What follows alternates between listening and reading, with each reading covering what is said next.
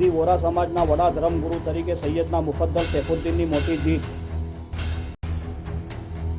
Mumbai high court દ્વારા આપવામાં આવેલા ચુકાદાના અનુસંધાનમાં સુરત ખાતે દાઉદી વોરા સમાજના દેવડી મુબારક ખાતે મુફદ્દલભાઈ સાહેબના અનુયાયીઓ તરફથી જીતના જશ્નની મોટા પાયે ઉજવણી કરવામાં આવી હતી। આ જીતનો ઉત્સવ ભારે આતશબાજી ફટાકડા સાથે ઉજવવામાં આવ્યો હતો।